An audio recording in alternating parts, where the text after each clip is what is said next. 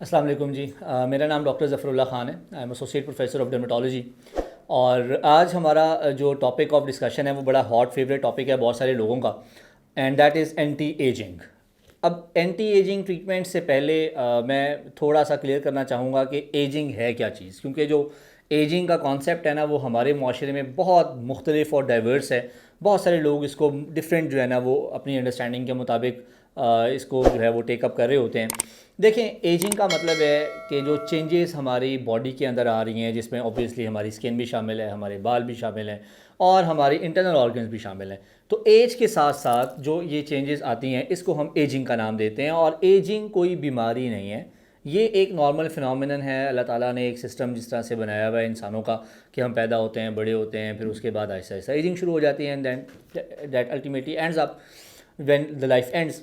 अब देखिए, हमारे पास जब पेशेंट आते हैं तो उसमें एक तो बड़ा मेजर कंसर्न शो करते हैं कि डॉक्टर साहब ये मेरे फेस के ऊपर जो है वो रिंकल्स आना शुरू हो गए हैं, डॉक्टर साहब मेरे फेस के ऊपर लाइनें बनना शुरू हो गई हैं, डॉक्टर साहब मैं जिस तरह पहले बहुत ज़्यादा गोरा था या गोरी थी उस तरह से मेरी रंगत नहीं रह गई, या मेरी जो चेहरे की शेप है वो चेंज हो रही है। तो ऐसा क्यों हो रहा है? और जब एज पूछते हैं तो एज बताते हैं कि मेरी 40 साल उम्र है, 45 साल उम्र है, 50 साल उम्र है।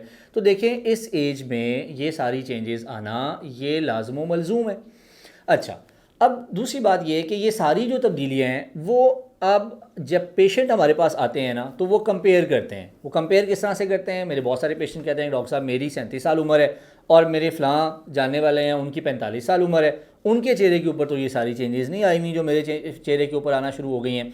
तो एक तो आपका किसी के साथ कंपैरिजन नहीं बनता इस कॉन्टेक्स्ट में। रीज़न बिहाइंड इज़ कि आपकी जो एजिंग है इसको बहुत सारे फैक्टर्स हैं जो मॉनिटर करते हैं, जो कि आपके पर्सनल हैं।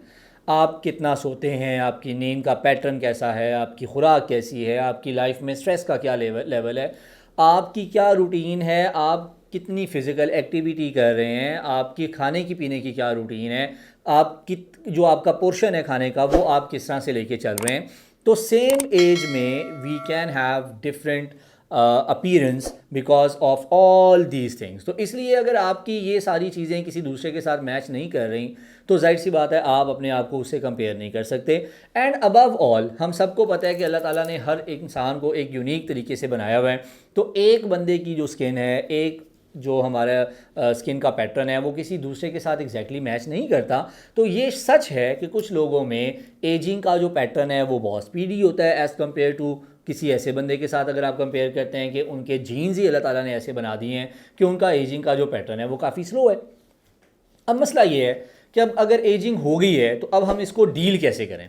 देखिए जी, ये नहीं हो सकता कि एक दफ़ा सारी चेंजेस जो एज के साथ आई हैं उनको आप वंस फॉर ऑल रिवर्स कर दें और हमेशा के लिए जवान हो जाएं। ऐसा प्रैक्टिकली पॉसिबल नहीं है, लेकिन ये मैं इसलिए बड़ा क्लैरिटी से बता रहा हूँ कि हमारे बहुत से मरीज़ unfortunately because probably lack of knowledge की वजह से या लैक ऑफ इंफॉर्मेशन की वजह से वो ये एक्सपेक्ट करते हैं, जिसके लिए फिर हमारे साथ हमें उनके साथ और उनकी बीमारी के साथ या उनकी इस अपीयरेंस के साथ डील करना थोड़ा मुश्किल हो जाता है।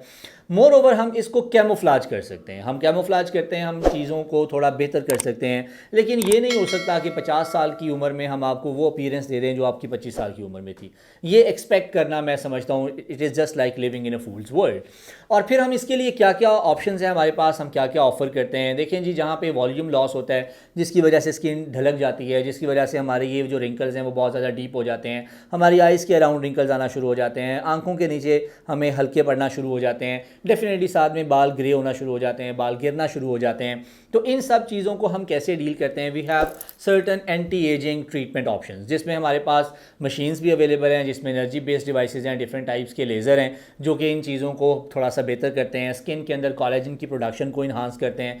फिर हम अपनी डाइट को ठीक करते हैं, हम अपनी रूटीन के पैटर्न को, नींद को, उसको एडजस्ट करते हैं, हम अच्छी फिजिकल एक्टिविटी करते हैं और उसके साथ कुछ चीज़ें जो ऐड करके हमें हेल्प करती हैं। हम फिलर्स लगाते हैं जिससे हमारे डीप रिंकल्स बेहतर हो जाते हैं, हम बोटॉक्स लगाते हैं जिससे हमारे फाइन रिंकल्स बेहतर हो जाते हैं। अगर स्किन ज़्यादा ढिलक गई हुई है तो उसको रीपोजिशन करने के लिए, लिफ्ट करने के लिए हम थ्रेड्स भी डालते हैं और हम डिफरेंट टाइप्स के लेज़र भी करते हैं। लेकिन ये याद रखें कि सिर्फ ये लेज़र्स या ये ट्रीटमेंट्स काफ़ी नहीं होंगे जब तक हम एक appropriate skin care routine follow नहीं करेंगे, जो मैं अपनी दूसरी वीडियोज़ में बता चुका हूँ। और इसके अलावा जब तक हम अपनी routine life, diet, workout stress, इन चीज़ों को अगर हम मैनेज नहीं करेंगे तो शायद इसका हमें बहुत ज़्यादा फ़ायदा नहीं हो पाएगा। सो अगर आप किसी भी किस्म का एंटी एजिंग ट्रीटमेंट लेना चाह रहे हैं, आप अपनी एजिंग स्किन के बारे में परेशान हैं या आपका कोई एक्टिव कंसर्न है, तो you are more than welcome to have the whole treatment package any time. Thank you very much.